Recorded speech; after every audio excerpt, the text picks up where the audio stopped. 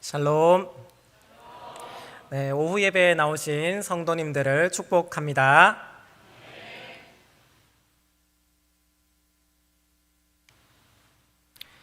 영국의 해군 장관이었던 위스턴 처칠은 세계 2차 대전 때 많은 명언을 남기고 전쟁을 승리로 이끈 지도자였습니다. 하지만 처칠도 한때 어려운 시기를 겪었다고 합니다. 작전에 실패하고 융통성 없고 고집불통인 성격 탓에 한동안 공직 자리에서 물러나야 했습니다. 힘들고 어두운 시간, 처칠은 우울증을 달래기 위해서 그림을 그렸다고 합니다. 모두가 나를 의심할 때 자신을 믿을 수 있다면, 또 모두가 나를 비난할 때도 평정심을 유지할 수 있다면 우리는 얼마나 좋을까요? 오늘 본문에 등장하는 바울은 지금 위기 가운데 서 있습니다. 10장 1절에서 너희를 대면하면 유순하고 떠나 있으면 너희에 대하여 담대한 나 바울은 이라고 시작이 됩니다. 우리말에 유순하다라고 표현되어 있지만 원래 담긴 의미는 비굴하다라는 뜻을 가지고 있습니다. 이것은 거짓 사도들이 바울을 조롱하기 위해서 했던 말로 들은 그대로 바울이 인용한 것입니다. 바울은 편지로 볼 때 대담하고 힘이 있으나 실제로 대면하면 앞에서는 말도 잘 못하고 목소리도 시원치 못했다고 합니다. 요즘도 그렇지만 세상에서 이상적이라고 여겨지는 인물은 말을 조리 있게 잘하고 매너와 교양까지 갖춘 사람이죠. 로마 시대 최고의 학문은 사람들 앞에서 말 잘하는 학문, 즉 수사학이었다고 합니다. 성경에 아볼로라는 사람이 등장을 하는데 이 사람은 수사학에 굉장히 뛰어났습니다. 사람들은 종종 바울을 아볼로에 비교했고 아볼로를 따르는 무리들도 많이 생겼습니다. 바울은 아볼로에 비하면 말솜씨가 통나무 같았습니다. 오죽하면 바울의 설교를 듣던 유두고가 졸다가 밑으로 떨어졌다고 성경에 나옵니다. 고린도 교회 안에서 여러 말들이 돌고 돌아 결국 바울의 귀에까지 들렸습니다. 바울은 천천히요, 아볼로는 만만이라는 소리를 바울이 듣게 되었을 때 바울은 기분이 굉장히 착잡했을 것입니다. 거짓 사도들의 잘못된 가르침으로 고린도 교회는 미궁 속으로 빠져들었고 게다가 사람들은 바울이 육신의 소욕을 따라 이기적으로 행동하는 사람이라며 음해하기 시작했습니다. 저 사람 예수의 박해자였는데 왜 갑자기 사도가 되었을까? 마침 마게도냐에서 모금이 성공적으로 이뤄지자 사람들은 그것 봐라, 결국 바울이 돈 때문에 이리로 넘어온 것이 아니냐고 헛소문을 퍼뜨렸습니다. 소문은 금방 눈덩이처럼 불어나게 되었고 사람들은 진위 여부도 가리지 않은 채 바울이 성도들의 호주머니를 털어가는 간교한 사람이라고 공격했습니다. 우리는 살아가면서 많은 평가를 받고 또 누군가의 인정을 받아야만 하는 존재들입니다. 비난과 오해에서 우리는 자유하기가 참 어렵습니다. 자기 스스로 컴플렉스라고 여기는 부분을 다른 사람을 통해 들었을 때, 또 내가 뜻하지 않은 무고한 오해와 비난을 사게 될 때면 우리는 마치 첫 단추를 잘못 깬 것 같이 불편하고 솟구치는 감정을 누그러뜨리기가 쉽지 않을 것입니다. 바울은 의심과 비난을 받으며 가슴이 많이 허탈했습니다. 고린도 성도들을 향해 매를 들어야 할지 감싸 안아야 할지 모르는 이 난감한 상황에서 바울은 고린도 후서 10장 눈물의 편지를 써서 보냅니다. 고린도 교회는 내부에서 불어나는 바람으로 성도들이 갈피를 잡지 못했고 흔들리는 성도들을 추스르기 위해 바울은 교회의 진영을 재정비하기로 결심합니다. 고린도 교회의 세 번째 방문을 앞두고 바울은 자신의 정체성을 장군으로 표명합니다. 고린도후서 10장 3절 말씀입니다.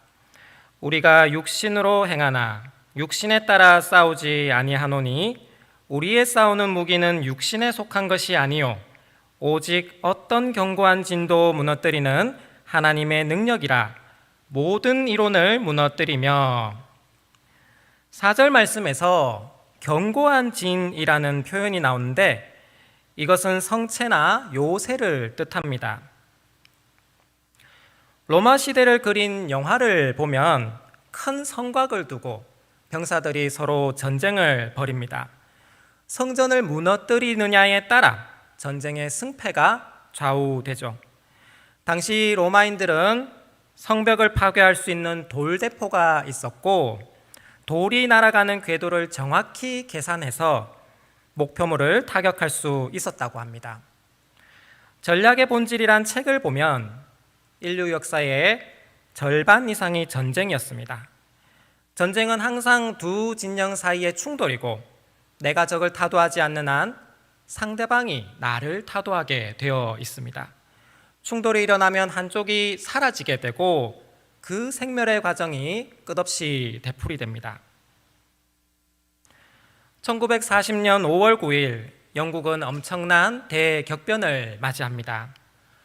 독일이 뮌헨 협정을 파기하고 제2차 세계대전을 일으킨 것이죠. 세계 정세는 그야말로 바람 앞에 등불 같았고 사람들은 이에 다시 처칠을 찾기 시작합니다. 처칠은 당시 지지 기반도 별로 없었고 심지어 영국의 국왕조차 그를 탐탁지 않게 여겼습니다. 처칠은 그러한 악조건 속에서 전쟁을 이끌 영국의 총리가 됩니다. 당시 여러 국가들이 독일에 적당히 타협하고 살아남자는 분위기가 팽배했지만 처칠은 혼자서라도 끝까지 히틀러와 싸워 나갈 것을 선언합니다. 처칠은 히틀러의 속셈을 바로 알아차렸습니다. 벨기에를 노린다는 것은 속임수였고 진짜 목적은 프랑스였습니다. 만약 이대로 독일군이 프랑스까지 밀고 들어오게 되면 처칠은 병사 전체를 한꺼번에 잃게 됩니다. 하지만 군사 30만 명을 프랑스에서 빼내자니 배가 부족했고 성공률은 10%도 되지를 않습니다. 이러지도 저러지도 못하는 순간 처칠은 대규모 철수 작전을 감행하기로 결심합니다. 상황이 복잡할수록 우리는 본질을 꿰뚫어 보아야 하는 법이죠. 이에 영국 국민들은 처칠을 뜨겁게 지지해주며 민간인 배 수백 척이 병사들을 구하기 위해 프랑스 해안으로 달려갑니다. 처칠의 과감한 결단으로 연합군은 무사히 탈출에 성공하게 되었고 이후 전쟁에서 승리할 발판을 얻게 됩니다. 이 사건이 그 유명한 다이나모 철수 작전인데 크리스토퍼 놀란 감독이 덩케르크라는 제목으로 영화도 만들었습니다. 처칠은 히틀러 편에 선 국가들을 가리켜 철의 장막이라고 표현을 하며 사람들 마음속에 꺼져 있던 열정을 다시 불살라 주었고 국민과 병사들을 재정비하였습니다. 만약 처칠이 국민을 하나로 모으지 못했더라면 세계의 판도는 지금과 상당히 달라져 있을 것입니다.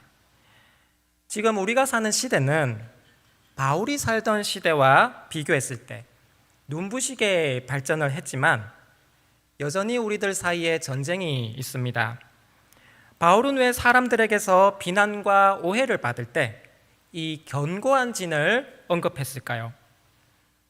바울은 분쟁이 일어나는 그 본질을 꿰뚫어 보았기 때문입니다. 바울이 말하는 견고한 진은 우리들 마음속에 자리하는 각종 이론이나 생각을 뜻합니다. 우리는 태어나며 경험하고 학습해 나갑니다. 세상이 전하는 이론이나 생각들이 내 안에 하나씩 쌓여 그것이 가치관을 형성해 갑니다. 세상의 이론과 생각에는 여러 가지가 있는데 로마 시대에는 그것이 철학이나 민족주의였고, 현대에 들어서는 이 모든 것을 과학으로 설명 가능하다는 과학주의도 견고한 진 중에 하나일 것입니다. 하지만 동서고금을 막론하고 절대 무너지지 않는 가장 큰 진이 있으니 그것은 바로 우리들 마음속에 자리하는 물질 만능주의, 돈일 것입니다. 물론 돈은 어떻게 쓰느냐에 따라 다르고 없어서는 안 될 매우 중요한 것이지만 경계하지 않으면 우리를 망하게 할 수 있을 만큼 아주 강력합니다.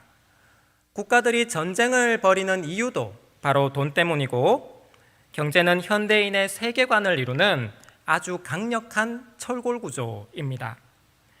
모든 비난과 오해는 바로 이 견고한 진에서부터 시작이 됩니다.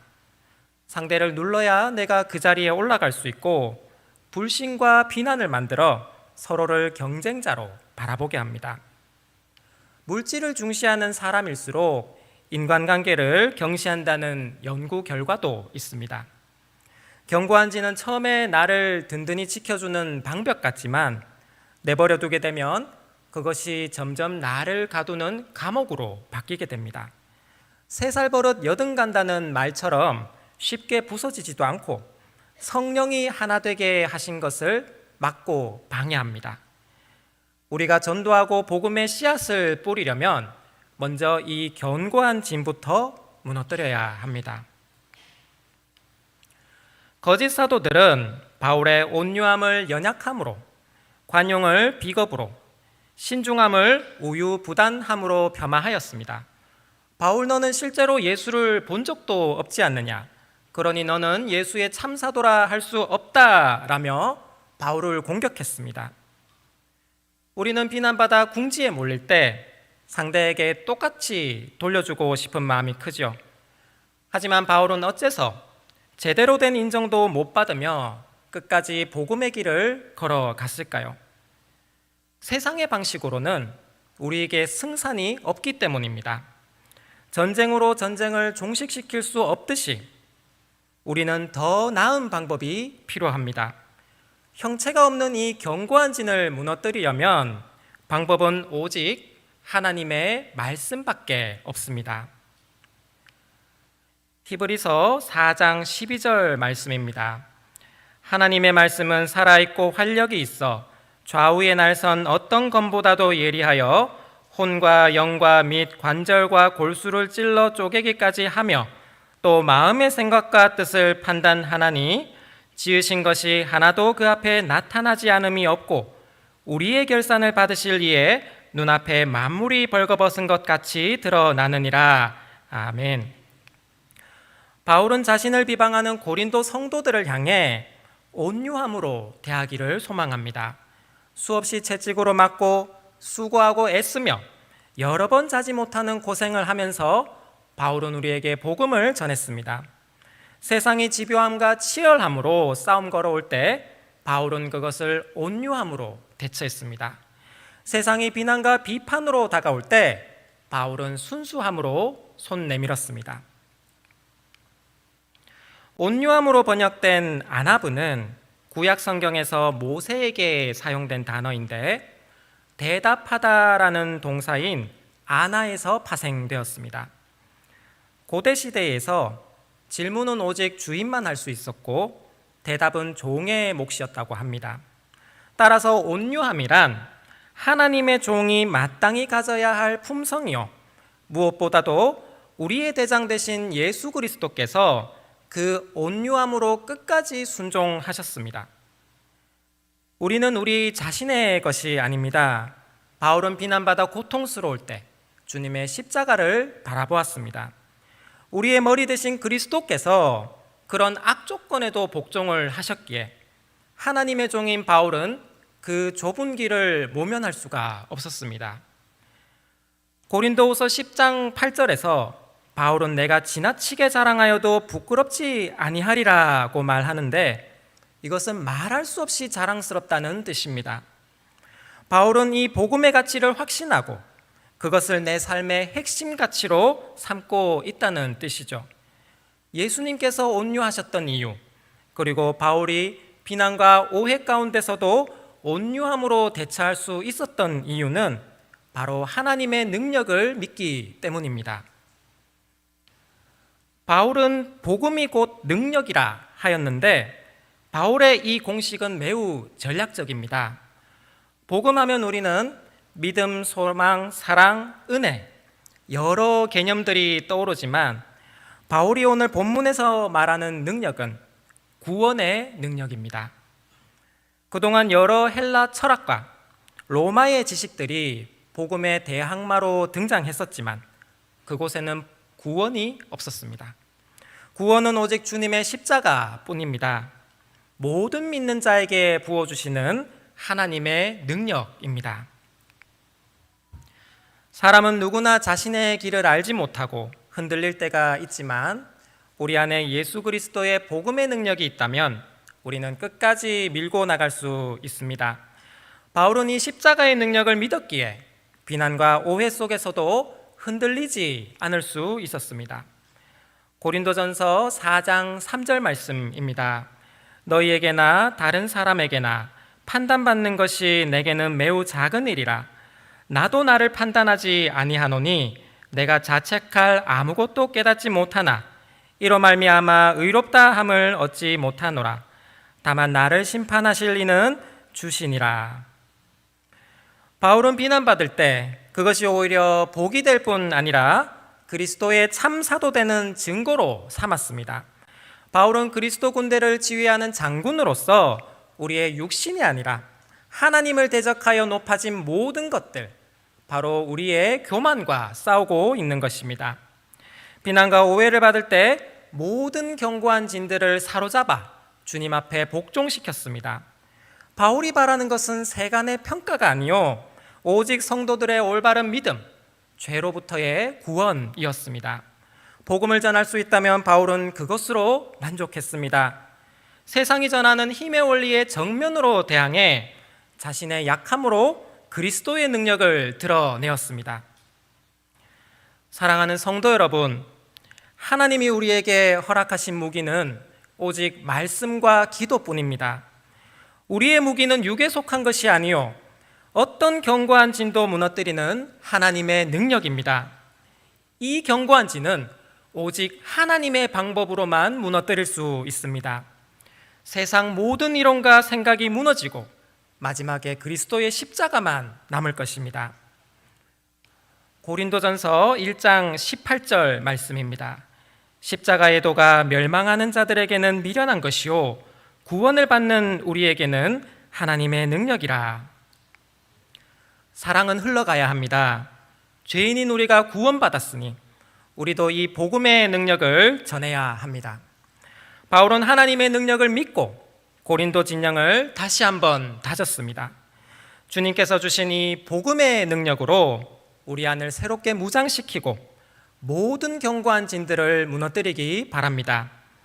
그리하여 세상과 싸워 이기시는 동부교회 성도님들 되시기를 간절히 소망합니다.